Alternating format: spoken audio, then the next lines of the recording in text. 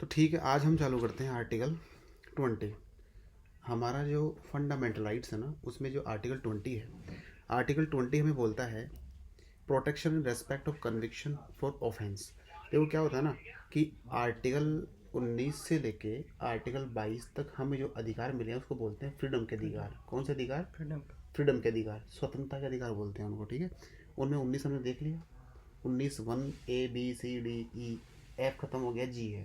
ठीक है, फिर उनके क्या क्या है, उनमें रीजनेबल रिस्ट्रिक्शंस हैं, ये है, उसमें इतना ही है।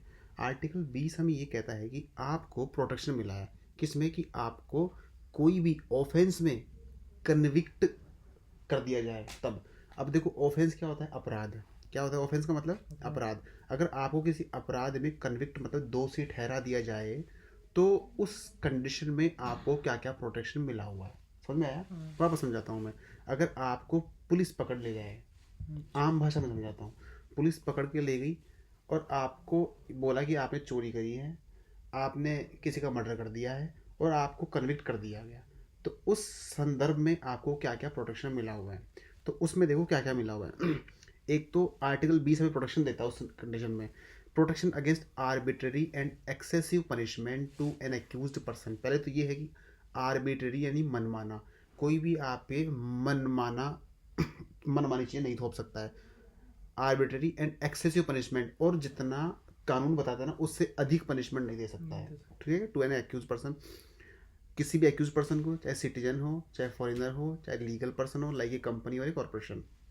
अब इसमें एक इंपॉर्टेंट चीज़ और आई है आगे, उसमें लिखा हुआ है no ex post fact law. ये बहुत एक इंपॉर्टेंट टर्म है। क्या है? Ex post facto. ये बार बार आपको कई बार वर्ड को याद करेगा, इसको रट लेना, ये लैटिन वर्ड है। इसका मतलब ये है कि अगर मान लो अभी 2025 चल रहा है, किसी आदमी ने 2023 में किसी मकान की बाउंड्री तोड़ के अंदर घुस गया हो, ठीक है, कब? 2023 में। अब 2023 में उसको पुलिस पकड़ के ले गई, लेकिन 2023 में ना ऐसा कोई कानून नहीं था कि उसको उस केस में अपराधी घोषित किया जा सके।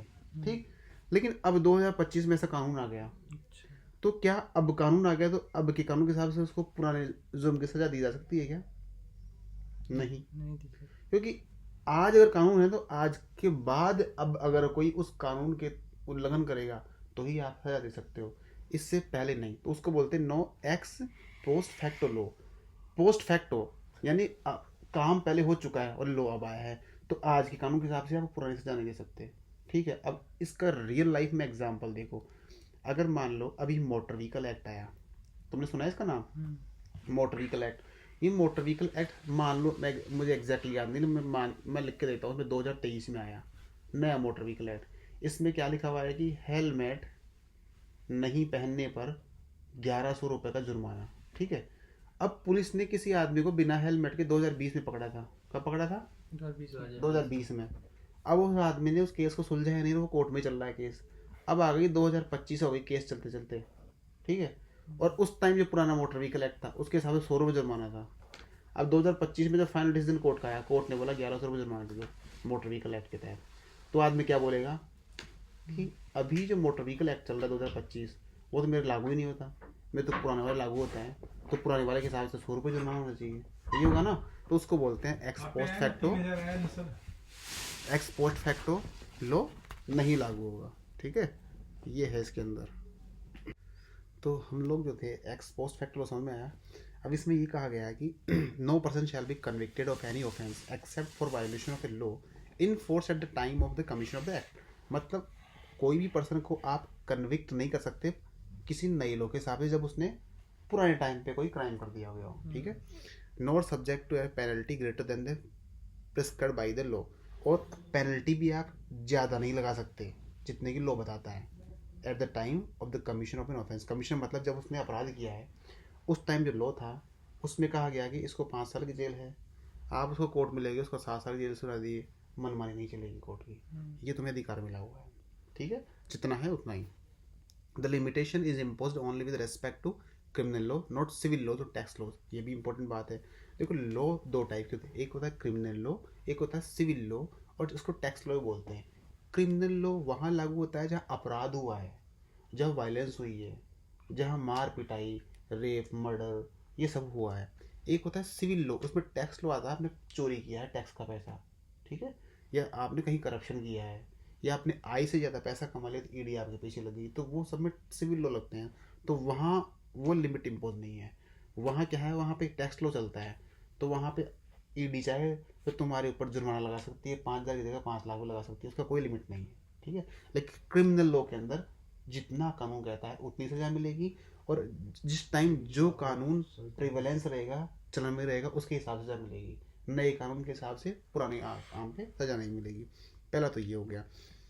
इसने आगे को कहा है, it can not be claimed in case of preventive detention demanding security from a person. देखो कितनी ज़बरदस्त लाइन है।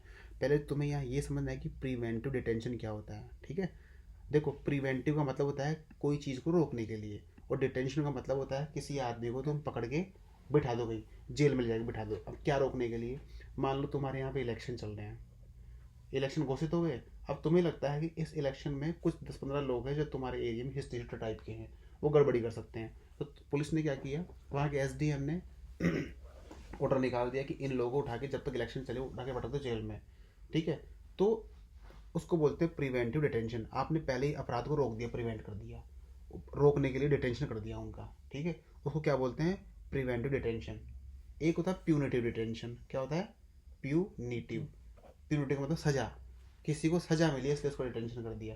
तो डिटेंशन कितने टाइप के हो गए, 2 टाइप के। डिटेंशन का मतलब होता है गिरफ्तार करना, किसी को अरेस्ट करना। तो 2 टाइप के हो गए। एक होता है प्रिवेंटिव डिटेंशन, यानी आपने उसको गिरफ्तार किया है, अरेस्ट किया है कि कोई अपराध हो नहीं सके, वो अब वो अपराध नहीं कर ले। एक होता है प्यूनिटिव डिटेंशन, उसका मतलब हो गया कि अब उसने अपराध कर दिया इसलिए उसको सजा मिली है। तो प्रिवेंटिव डिटेंशन के अंदर भी ये क्लेम नहीं होगा। कौन सा क्लेम नहीं होगा, protection with respect to conviction for offence. यानी वहाँ प्रिवेंटिव डिटेंशन केस में आपको ये प्रोटेक्शन नहीं मिला हुआ है, क्योंकि क्या है, अपराध करने के बाद प्रोटेक्शन मिलेगा ना। ये तो अपराध करने से पहले आप पुलिस ने अरेस्ट कर लिया था आदमी को, ठीक है। तो समझ में आ गया, प्रिवेंटिव डिटेंशन कब होता है, जब अपराध को होने से पहले ही रोकना हो, तब डिटेंशन क्या बोलते हैं, प्रिवेंटिव डिटेंशन। अब आगे आगे इसमें एक और आता है नो डबल जेओपार्डी। देखो कितनी अच्छी चीज़ है। No one shall be prosecuted and punished for the same offence more than once. कहने का मतलब ये है कि एक आदमी ने एक अपराध किया, एक अपराध के लिए एक ही सज़ा मिलेगी, एक अपराध के लिए एक से ज़्यादा सज़ा नहीं मिल सकती। उसको बोलते हैं डबल जेओपार्डी। जेओपार्डी की सज़ा डबल, डबल जेओपार्डी नहीं मिल सकती एक अपराध के लिए। एक आदमी ने चोरी कर ली, अब उसको इस कोर्ट ने सुना दी 3 साल की सज़ा, फिर उसके खिलाफ तुम्हें एफआईआर दूसरे कोर्ट में करवा दी है, उस कोर्ट ने 5 साल की सज़ा सुना दी। तो ऐसा थोड़ी होता है, क्लब करना पड़ेगा, उसको ये करना पड़ेगा कि एक कोर्ट से मान्य रहेगी। तो इसने ये कहा है कि no one shall be prosecuted and punished for the same offence more than once. एक बार से अधिक उसको सजा नहीं सुना सकते। Available only on proceeding before a court of law और judicial tribunal. Inquiries by department of administrative authorities are exception. अब इसमें कुछ एक्सेप्शन है, वो हमें जानने की जरूरत नहीं है। फिर आता है नो सेल्फ इनक्रिमिनेशन। देखो कितनी बड़ी बात है, सेल्फ इनक्रिमिनेशन भी मतलब ये हमें बता रहा है ये आर्टिकल 20 कि हमें कौन कौन से प्रोटेक्शन मिला हुआ है। पहला प्रोटेक्शन तो क्या मिला हुआ था हमें, पहला प्रोटेक्शन देखा ना हमने, क्या कि no ex post facto law, वो लागू नहीं होगा, कोई भी कानून के तहत पुराने अपराध सजा नहीं मिलेगी। दूसरा क्या था, वो प्रिवेंटिव डिटेंशन के अंदर प्रोटेक्शन नहीं मिलेगा। दूसरा है डबल जेओपार्डी, एक ही अपराध के लिए 2 बार सजा नहीं मिलेगी। तीसरा क्या है, नो सेल्फ इनक्रिमिनेशन। सीधी सीधे सब तुम्हें समझाऊं मैं, तुम्हें कोई मजबूर नहीं कर सकती, तुम खुद के लिए गवाही दो। मतलब पुलिस तुम्हें उठा ले गई और उठा के जबरदस्ती पीट पाट के, और वो गवाही तुम्हारे से नहीं दिलवा सकती कि तुम एक्सेप्ट करो कि हाँ तुमने अपराध किया है। तो पुलिस के सामने दी हुई गवाही इसलिए क्या है, मान्य नहीं होती। तो उसको बोलते हैं नो सेल्फ इनक्रिमिनेशन, अपने आप से इनक्रिमिनेशन, अपने आप को अपराधी मान लेना, ये बोलते हैं। तो आर्टिकल 20 में तुम्हें ये भी मिला हुआ है कि कोई जबरदस्ती तुमसे नहीं मनवा सकता। तो नो पर्सन, कोई पर्सन को एक्यूज ऑफ एनी ऑफेंस, जो कि अपराध के दोषी हो, शैल बी कंपेल्ड, उसको विवश नहीं किया जा सकता। कंपेल का मतलब विवश नहीं किया जा सकता। टू बी ए विटनेस, कि तुम विटनेस बन जाओ अगेंस्ट हिमसेल्फ, अपने ही खिलाफ, चाहे ओरली या डॉक्यूमेंट्री एविडेंस, ठीक है। किसी भी इंसान को अपने ही अपराध के लिए विटनेस नहीं बनाया जा सकता। It only extend to criminal proceedings and not to civil proceedings, ठीक है। मतलब क्रिमिनल प्रोसीडिंग की बात है, फिर वो सिविल प्रोसीडिंग की बात आ गई, यानी वो टैक्स वैक्स के कानूनों के अंदर चलता है, लेकिन क्रिमिनल प्रोसीडिंग में किसी को आप विवश नहीं कर सकते, तुम अपने ही खिलाफ एविडेंस बोल दो, ठीक है। इट डजेंट एक्सटेंड टू, अब इसमें इसके भी कुछ वो है, क्या बोलते हैं, अपवाद हैं, जैसे compulsory production of material objects, कि अब मेटल ऑब्जेक्ट का मतलब हो गया कि जैसे मान लो किसी इंसान ने कहीं पे मर्डर कर दिया, अब उस टाइम जब मर्डर करके भाग रहा था तो हाथापाई में उसकी एक उंगली कट गई, वहीं पड़ी गई, तो मेटल उसका ऑब्जेक्ट रह गया, या उसकी सोच मेटल ऑब्जेक्ट में तो घड़ी वहाँ छूट गई, उसकी अंगूठी वहाँ छूट गई, उसका पर्स वहाँ छूट गया, उसका बेल्ट वहाँ छूट गया, तो उसका प्रोडक्शन उसको मंगवा सकते हो तुम, वो सेल्फ हो ना, सेल्फ की चीज़ें हुई, तो वो तो एविडेंस हो सकता है। दूसरा, compulsion to give thumb impression blood specimen, किसी आदमी को तुम इसके लिए मजबूर कर सकते हो कि हम जानना चाहते हैं तुमने अपराध किया है, तो तुम्हारा थंब इम्प्रेशन चेक करेंगे या तुम्हारा ब्लड वो चेक करेंगे, वो तो ठीक है, वो तो करना ही पड़ेगा, नहीं तो फिर अपराध का पता कैसे लगेगा। कंपल्सरी एग्जीबिशन ऑफ बॉडी, और उसकी बॉडी की भी जांच कर सकते हैं, ठीक है, ये सब तो कर सकते हैं, लेकिन उसको तुम मजबूर नहीं कर सकते, तुम गवाही दो अपने ही खिलाफ, ओरली या लिखित में या मौखिक रूप से, ठीक है। तो 12वीं जो 20वां जो हमारा फंडामेंटल राइट है, उसमें 3 चीज़ें देखी हमने। पहला तो क्या देखा हमने, नो एक्स पोस्ट फैक्टो लो, ठीक है। दूसरा क्या देखा हमने, नो डबल जियो पार्डी, ठीक है।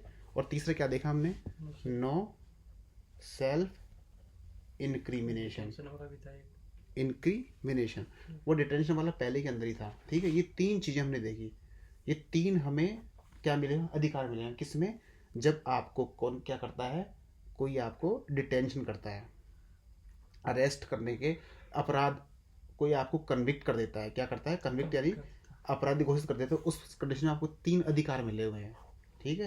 ये तीनों अधिकार आपको जाननी है, आपका मूलभूत अधिकार है। पहला, नो एक्स पोस्ट फैक्ट लो, आज की कानून के हिसाब से आज सजा मिलेगी, आज के कानून के हिसाब से पहले किए गए अपराध को सजा नहीं मिलेगी, ठीक है। नो डबल जी बढ़ लो, एक अपराध के लिए एक सजा, 2 सजा नहीं। तीसरा, नो सेल्फ इंक्रिमिनेशन, खुद के लिए विटनेस तुम्हें कोई जबरदस्ती वेस्ट नहीं कर सकता। हाँ, इसमें यह है मेटल ऑब्जेक्ट के लिए तुम्हें मजबूर किया जा सकता है, तुम्हारा ब्लड सैंपल थंब इम्प्रेशन के लिए तुम्हें मजबूर किया जा सकता है, और तीसरा, तुम्हारी बॉडी को जांच के लिए ले जा सकता है, वो अलग चीज़ें हैं। लेकिन जबरदस्ती तुम्हें तुम्हारे खिलाफ ओरली या डॉक्यूमेंट्री विटनेस नहीं किया जा सकता, ठीक है। आगे चलते हैं, तो आर्टिकल 21 में आया